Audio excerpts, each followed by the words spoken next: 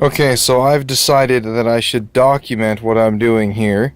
What I have and what you're looking at is my Rivera Knucklehead 100 watt top. It's a Knucklehead reverb, so one of the sort of newer versions. I've had this amp for almost 10 years now. Bought it from True Tone in Santa Monica. And I've never taken the back panel off, and I've decided basically what I'm doing here is I'm going to transplant this amplifier into a combo. After many years of having it and finally deciding I needed something smaller, I don't have the money to replace it with a Knucklehead reverb combo, especially with the Canadian dollar the way it is right now. So, just for the sake of documenting, let's take a look at the front here. This is my teacup. Is my amplifier, and I'm going to transplant it and create a new cabinet for it and make a 212 combo with a power attenuator to hopefully knock it down to something like the vicinity of 50 watts so that I can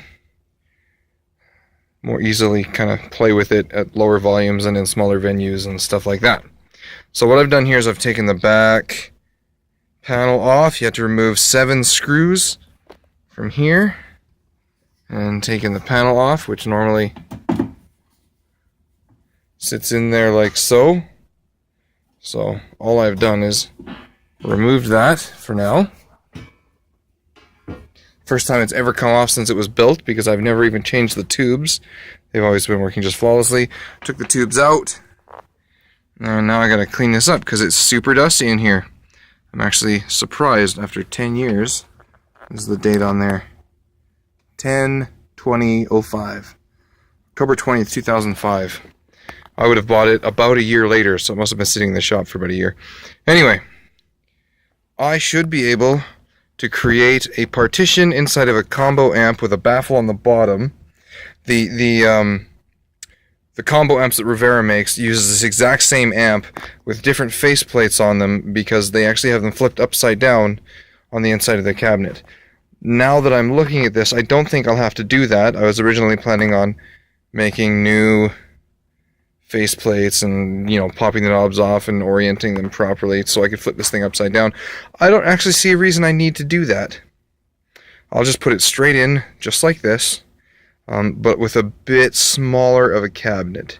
This, as far as I can tell, is deeper to make some room for the transformers, but also to make room for the reverb box. The reverb box, I believe, which is that big chunk of brass right there, I believe that when I rebuild this, I won't have to put that box inside the amplifier compartment. I can probably put it inside the speaker cab, drilled to the very bottom of the cabinet, which means I should be able to knock off a couple of inches from the top of this as long as I keep using the proper ventilation. I shouldn't have to worry about installing a case fan or anything like that to keep this amp nice and cool. So this is the first time I've actually popped this thing open to take a look inside. I'm going to clean it up a bit and look at how I can remove the chassis and the front grille, which looks like I've just got some screws I can remove to do that. This is going to be a long project, and this is just kind of a quick impromptu movie to start things off. We'll see where it goes from here.